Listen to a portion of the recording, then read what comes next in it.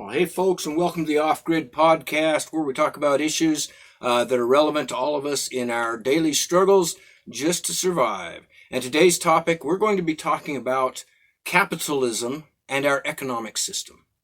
But first, I just want to ask you a question. How many of you have played the board game Monopoly? Probably most of you out there. It is still a very popular game. It was more popular when I was growing up. Today's kids, they play more video games and that don't play a lot of board games. Board games are still popular. Were very popular back when I was growing up, and it was common for everyone to have a Monopoly game at their house. And Monopoly can be fun, but it is also a great experience and lesson tool, especially for young people, to understand different economic systems. And that's what we're going to be talking about, is different economic systems here. Monopoly is based on capitalism. It is a pure capitalist form of economy. And I will explain more what that means here. But I want you to think about how Monopoly is played. Everybody at first in a Monopoly game, everybody starts out equal, right?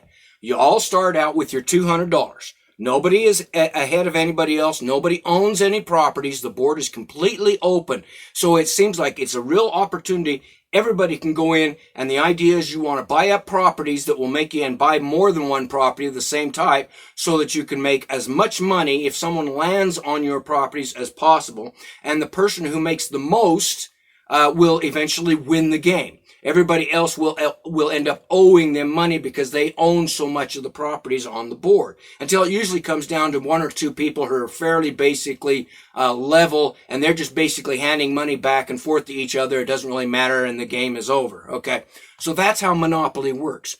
But Monopoly is an economic system called capitalism, and what it means is that the board, everything that is on there, is private ownership. The players are the private people, and they buy and control properties, okay?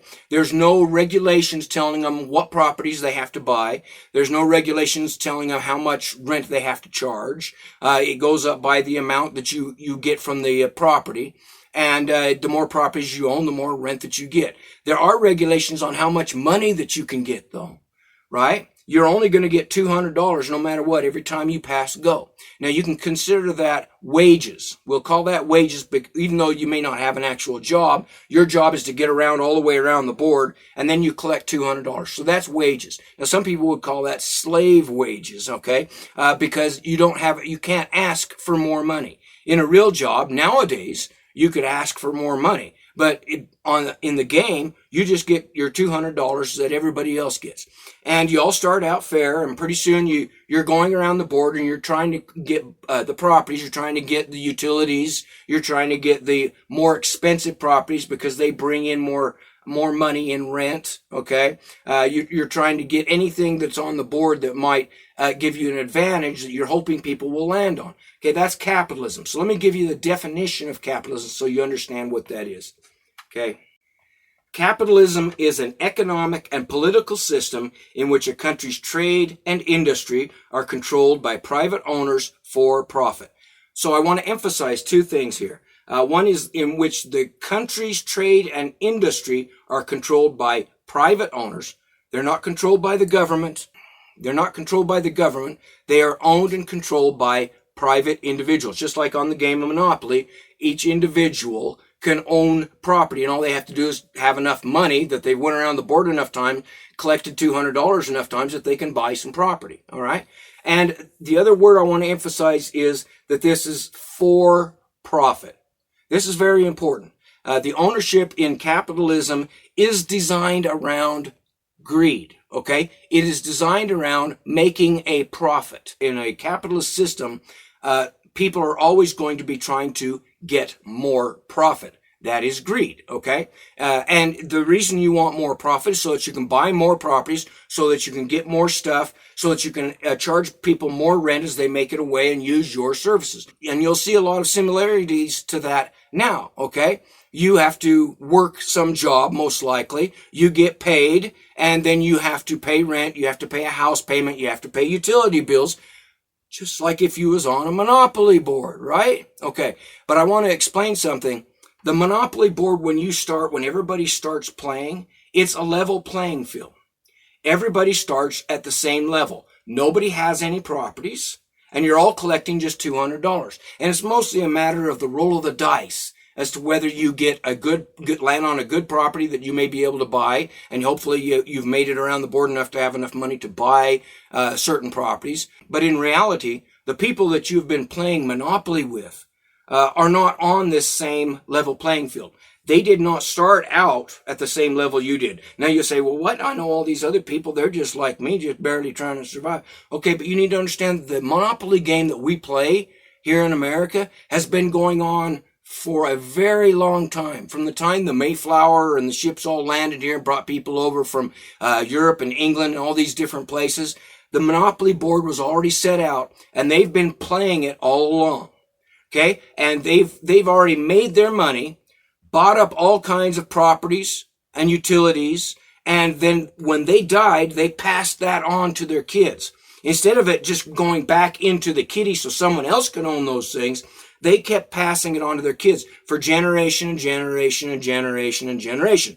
Sometimes 10 generations now have went by since the time when the original owners owned those properties and owned those utilities and controlled the board. And by the time you enter the game now, you are no longer on a fair playing field anymore. Okay? You may be able to get a little nugget here or there, but you're competing against people who have inherited massive amounts of property, businesses, and even own the bank that is paying you, and they probably own the businesses that is paying your wages.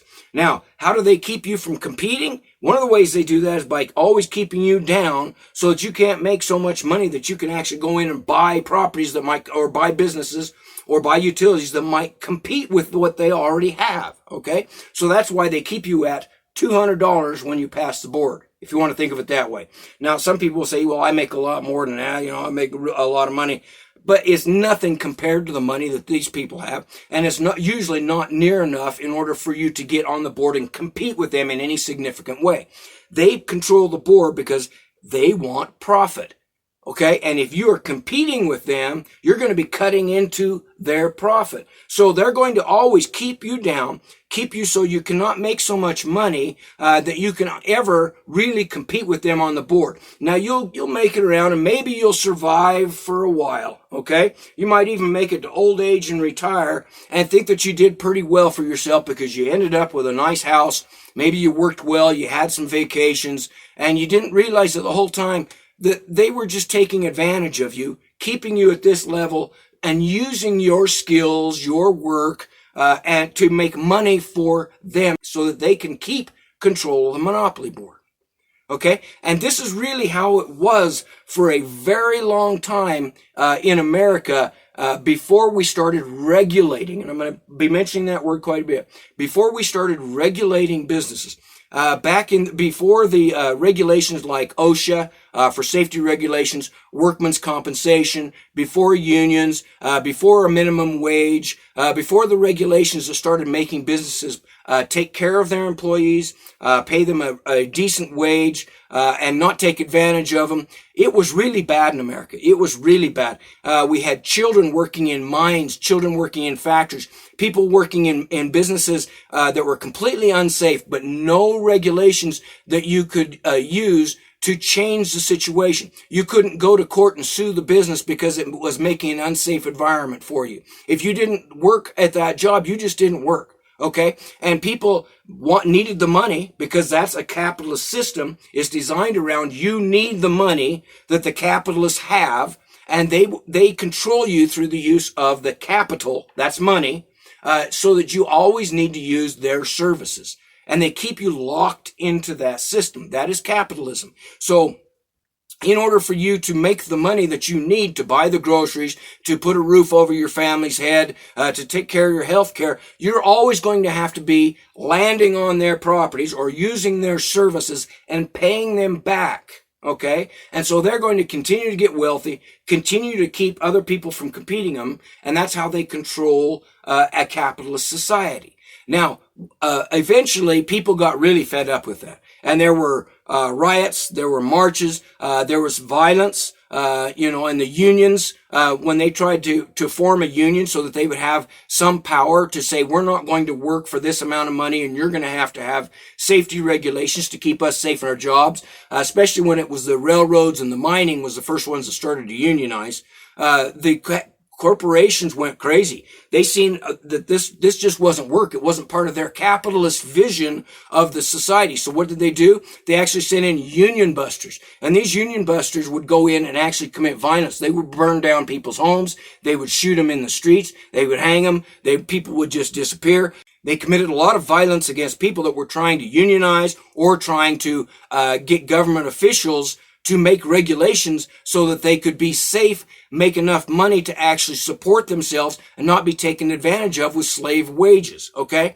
And it was a real struggle, but eventually we got to the point where the government says, oh, by the way, we have the power to regulate commerce, and we're going to start regulating businesses. We're going to put in rules that will now make businesses required to have certain safety measures, required to take care of their employees if they get hurt on the job, required to pay a reasonable pay for a reasonable amount of work, a requirement for how many hours certain people can work, a requirement that children can't work in dangerous jobs. Those are the sorts of regulations that are part of a regulated commerce. And this is what I am getting at, is that our system is not capitalism. Our system in America is not capitalism. It got away with it for a while, but our system is regulated commerce with taxes to pay for our national defense and the general welfare programs of the people of the United States. Now, if you doubt that, let's go to that, and I'll show you exactly where it is in the Constitution. But first, what I want you to do, I want you to Google capitalism and see if it's in the Constitution. Go ahead. Okay, you can see that capitalism is not in the Constitution anywhere. It's not mentioned anywhere. It's not our system. It has never been our system. The capitalists got away with it for a long time and are still trying to get away with it and still trying to have that unregulated system in America. But that is not our economic system as mandated, as required. That's what mandated means, as required in the Constitution. Our system in America is regulated commerce. So what you're going to do is you're going to go to Article 1, Section 8 of the U.S. Constitution. And this is what it says. We won't go through the entire section, but the pertinent points we'll go through here. It says, Section 8, that Congress shall have the power to lay and collect taxes, duties, imposts, and excises, to pay the debts and provide for the common defense and general welfare of the United States. But all duties, imposts, and excises shall be uniform throughout the United States. To borrow money on the credit of the United States, to regulate commerce with foreign nations and among all several states and with the Indian tribes. Now, that is our economic system, as mandated, as required by the U.S. Constitution. So I'm going to go through some very key points here. First is it says the Congress shall have the power. Shall have the power. That is a mandate. That means that it is not just an option. They're saying, Congress, this is your duty. That is a mandate when they say shall in the Constitution. It says the Congress shall have the power to lay and collect taxes. Okay, so anybody who says, oh, taxes aren't constitutional, taxes aren't legal. No, they are. Okay, and they are in there for a reason, which we'll get to pay for the things that we're going to talk about here in the next part of this section. It says to pay the debts and provide for the common defense and general welfare. And I'm going to repeat that. To provide for the common defense and general welfare of the United States. Now, those are the two things. Now, these are called enumerated concepts. These are enumerated principles in the Constitution. The two things that Congress absolutely has a responsibility and is mandated to do is to collect taxes, to pay for the common defense, which nowadays we would say is our national defense. That's your military, okay? And in some cases it is border security and our National Guard, okay? And then you also have, it says to provide for the common defense and general welfare. Now that general welfare often throws people off. What does that mean by general welfare? Well, the Supreme Court and a lot of very intelligent people have went over it, looked at what the founding fathers meant by general welfare, and that is basically any program that benefits a large majority of the American people, providing for the benefit of their welfare. So what is a general welfare program? So what is a general welfare program that is common that all of us should probably use? One is public libraries. Public libraries fall under general welfare because they benefit a large number of people. Lots of people use libraries. They help benefit the general welfare because it is educational and people will learn in libraries, and so that benefits the entire society. So public libraries are general welfare. Public hospitals are also considered general welfare. Now, the difference between a public and a private hospital, public hospitals have regulations determining how much they can charge, and they have to accept anybody that comes in, even if they can't pay for services. So if you go in and you can't pay for services, they have to at least provide you basic medical services. That's a public hospital, and it falls under general welfare so that people can have health care even if they can't afford it. And then you also have private hospitals that are owned by corporations and businesses that are in it for a profit. That's the difference. Public general welfare are not reliant on making a profit. They are paid from all of our taxes. We all share in paying for these services so that all of us, everybody, even if you don't ever use it, it is available to you. That is what makes it general welfare. Some other programs that are general welfare. Social Security is considered general welfare. Medicare is considered general welfare because they're contributed in by taxes. We all pay into, if you work, you pay into the system with the expectation that if you retire or if you get hurt or disabled, that you'll be able to collect from your Medicare, and you'll be able to collect when you retire from your Social Security, so that at some point you don't have to keep working. You don't have to work until you die, okay? And so those are general welfare programs because everybody can use them who works and has paid into the system. And so they benefit the general welfare because all of us get old, and eventually we'll have to stop working. And if you don't have money coming in from some other source, which a lot of people don't, then you have some coming back from the taxes that you've paid over your lifetime to help take care of you. And if you outlive the money that you paid in, there will still be more money there from taxes from other people who didn't collect or possibly passed away before they collected to pay for Social Security. That Social Security is a general welfare program. Medicare is a general welfare program. They are mandated under general welfare under Article 1, Section 8, because Congress voted on them through we the people. This is important. We the people decide what general welfare programs we want. And we wanted Social Security, and we wanted Medicare. So we voted for our representatives, who then went to Congress, and as Congress, they voted on those, and they passed them as being general welfare. And that is how we get general welfare programs. And we can have new general welfare programs passed by Congress, okay? And sometimes general welfare programs are no longer needed and sometimes phased out. That happens. We the people decide what general welfare programs we want. We vote on them through our representatives, and that's how we end up with general welfare programs. Now, our economic system that makes that all happen is called regulated commerce. And that's it also in Article 1, Section 8, where it says, to regulate commerce with foreign nations and among the several states and with the Indian tribes. Okay? Our system in the U.S., as mandated in the Constitution, our economic system is regulated commerce. It is not capitalism. It has never been capitalism since the Constitution was written. It has always been regulated commerce. Regulated by Congress, regulated through laws that are passed when we vote for our representatives, and that's how we get laws like OSHA, workman's compensation, the minimum wage, and lots of other laws that benefit and make work so that you actually can benefit and thrive and take care of your families, okay? It is only through regulation. Because if we allowed the monopoly system to go on, believe me, the capitalists do not want you to have any rights. That is the capitalist motto, is that you, the working peons, do not have any rights, or a bare minimum rights, usually at the cost of whatever wages that you maybe think that you're getting, because you're going to have to pay it back into the businesses that they also own. So the entire system of capitalism is to keep you down always so that you can't compete with them. All right?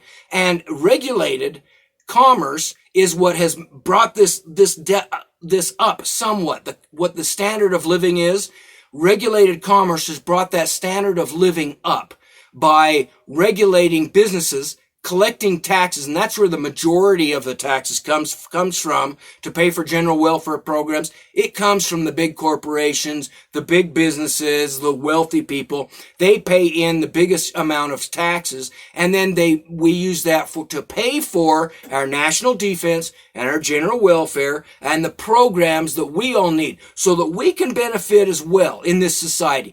In a capitalist society, the capitalists are benefiting, and you're probably not benefiting at all, and you may even not survive in that sort of system. And they don't care because someone else will come along to fill your place. In a regulated commerce, you're at least going to get the basics, and you still have the opportunity from that. If you have the opportunity of a public education, which is also part of general welfare, then you're a lot more likely to be successful. If that public education includes going to college and you get student loans and grants and things like that that also come from taxes that are collected from the wealthy, put back into the kitty to pay for a general welfare, then you're a lot more likely to get a higher degree and be more successful in business so that you can compete with these capitalists that are over here that don't want you to compete with them, okay? So now you can see the conflict that happens in these systems where the capitalists do not want you to be successful. They want you to stay at the bare minimum, so you always have to keep pumping money back in to whatever services, businesses, or properties that they own. And the need for the regulated commerce in order so that the large majority, and this is a much larger majority of the population, is down here where they're just collecting the $200 and going around the board. If they didn't have the public services that fall under general welfare, most of us probably wouldn't survive for very long at all. And people didn't used to survive very long. The lifespan was much, much shorter when we had a very strong capitalist control of the economy. It has improved tremendously as we have increased healthcare, Social Security, public education. Then the lifespan of everybody in America has also went up, and everybody's standard of living has went up tremendously. We don't have the amounts of poverty, and I'm talking serious poverty that we had back before government started really clamping down and regulating the economy and regulating commerce to make sure that these general welfare programs were paid for. Okay, so we talked about capitalism and how that is not our economic system, and I've shown you how that relates to a monopoly board and how it is based on profit and greed and keeping the working people down, suppressing them so that they don't have any rights. Now, that system has went on a long time. It still exists. However, we do now have regulations. Government is now regulating businesses, but they still get away with a lot. Let's face it, okay? The capitalists are still there. The 1% are still own 99% more than all of the rest of the society that is contributing to society. And that system hasn't really changed. It's probably even getting worse. But at least with regulations now, you have some way of trying to keep your rights as a working person, to still make sure that you're getting paid a fair wage, that you're not getting hurt on the job, that you can put a house over your head. But it's getting a lot harder. It is getting a lot harder for people to survive because the capitalists also tend to have control over members of government, and so they will keep them from presenting new general welfare programs, and they want to keep them from putting in new regulations that would keep them from making more profit. And that's the system that we now have, where we have corporations and big businesses that are telling government, hey, these people, they don't really matter. We're the ones that are putting money in to make sure that you get elected again. So you make sure that you don't put in any new regulations. You get rid of the regulations that are already on there, and you get rid of the general welfare programs, because that's costing us money. We need these people to stay down here because they might actually come compete against us.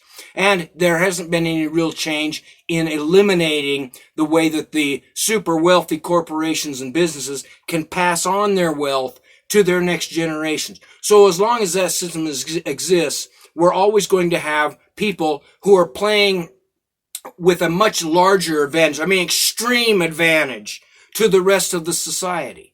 They're always going to be collecting from family members, grandpa and grandma, who passed on their wealth to them, and their businesses and their corporations and their titles and their banks and all the stuff that goes along with it.